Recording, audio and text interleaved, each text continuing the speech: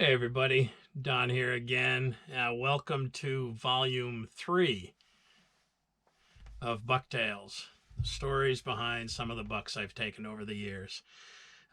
This one is from 2011. It's another Thanksgiving Day buck, and it is one of the biggest bucks I've ever taken. Not. It is, in fact, it's just about the smallest buck I've ever taken. Um, but it's pretty cool.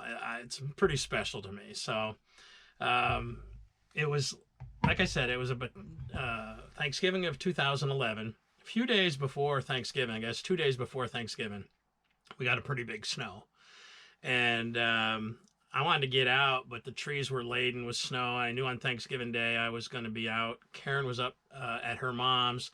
This was the year my mom had died, so we were supposed to go to her place for Thanksgiving, and that obviously didn't work out. So I just wanted to stay home and hunt. Didn't have any venison in the freezer. 2010 was a drought year for me, um, but we were gonna go out.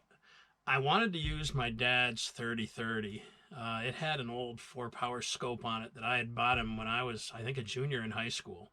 So, 1974, probably optics that I could have afforded at the time. It was probably a pretty cheap scope, but he'd used it for years. I'd actually killed my very first buck with that deer, with that scope on it. But I wanted a foul weather gun. So took the gun down to the trading post, and me and Bobby took the scope off, and he had a fiber optic sight.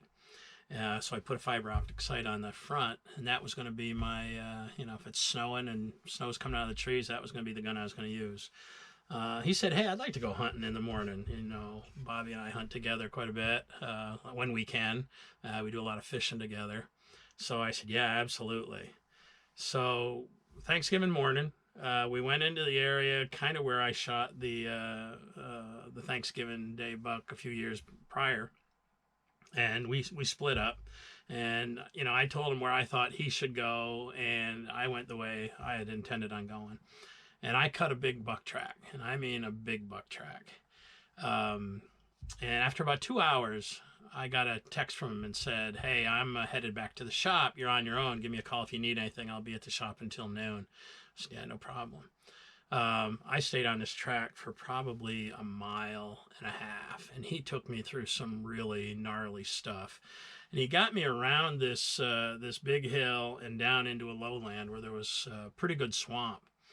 And he started heading right down into that swamp. Now I said this snow was probably 2 days old, and there was a pretty good amount of snow on the ground that year. But his track was smoking fresh. And I followed him into the stump as far as I could. And then it got to an area where, I didn't have the boots for it. It was just too much water for me to navigate with the boots I had. But all around that swamp, it had been logged, and there was a good series of logging trails around there. So I came back out of the swamp, and I started following an old skidder trail that kind of skirted the edge of that swamp, hoping that I could, maybe intersect his track where he came back out. And I don't know, I went probably a quarter of a mile, half a mile further down there along the swamp, and nothing. And so then the skidder trail went up this big gradual hill, and it was a perfect place to sit. I found a big giant rock stump right in front of it, and I said, "Oh, this is as good a place as any to camp out." And I'm dripping with sweat. I've been on this track now for probably 3 hours, I guess, and like I said, I was sweated up. So I decided to just sit down and take a break and see if anything came out, and probably called it quits, in another hour. Well, I was sitting there, and up at the top of this hill, I see a deer come out onto the skidder trail. I was like, "Well, that ain't a big buck," but I couldn't really tell if it had headgear or not. And now I have a gun with no scope, so I can't, take a peek through the scope. I reached into my fanny pack, and I had forgotten my binoculars, so I had no optics at all. But this deer was coming straight down the skidder trail towards me. So I'm watching, and he goes off to one side of the skidder trail, he goes off into hemlocks. I go, "Oh, well, I've lost him. He's gone." And then all of a sudden he'd pop back out a little bit closer, and he comes down, he walks down the skidder trail, and he's just kind of nipping. And then I see he's got something on his head. I can't really tell what it is. Still probably 100 yards away from me at that point in time. And I was like, all right, I have no venison in the freezer. Bobby and I were going to the Salmon River for the next weekend for a steelhead fishing trip, which that was the last weekend of deer season. The day after Thanksgiving was supposed to be rain all day Saturday. And so I didn't think I was even going to get a chance to get back out. As much as I don't like shooting little bucks, I said, you know what, if this guy gives me a shot, I'm putting some meat in the freezer. And so he's coming down the skidder trail, and then he goes off into the hemlocks on this side over where the swamp is. And I go, oh no, I've lost my chance. Well, I'm leaning up against this rock, and I'm on this stump, and I just, pull up my gun, and I'm holding it like this, going, maybe he'll pop out. And all of a sudden, boom, there's his head and his neck, probably 30 yards away. Can't see any of his body, but he'd come up towards that skidder trail and was staring, just kind of like looking right past me. I've already got the gun up like this, so I just pulled up on him, put it right here, and pulled the trigger, and boom, dropped in his tracks.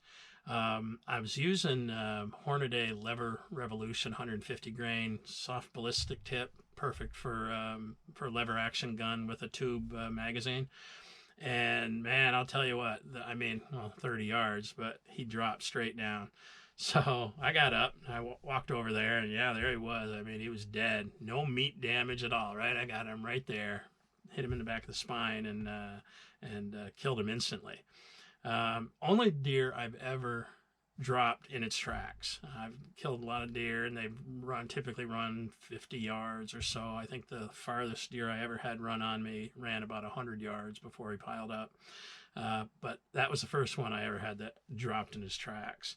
I don't like to take a neck shot, but that was all that was offered.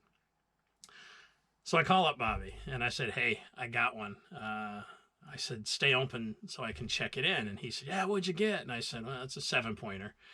And he said, cool. And I said, well, he's a little 7-pointer. And he said, that's all right. He said, I'll stay until you get here. So I had to drag this deer out probably a mile, more than a mile. But it was all on skidder trails. It was snow, and a couple of them were rutted up pretty bad. I called my buddy Franny, and he brought his truck to where, because my Jeep was, way the heck up the road. He brought his truck, threw this thing in the back of his truck by the time I got down to there. And we took it into the trading post, and Bobby comes out, and he goes, would you shoot a dog? I was like, hey, it's a 7-pointer. And he had checked in a 7-pointer earlier in the morning that was like big 7-pointer. And he said, when you said 7-pointer, and I was like, count them, brother. 1, 2, 3, 4, 5, 6, 7. 7-point buck. Little 7-point buck. I have taken so much grief from him. Deer ended up dressing out 104 pounds. But out of that 104 pounds, I got probably 55, 60 pounds of pure protein.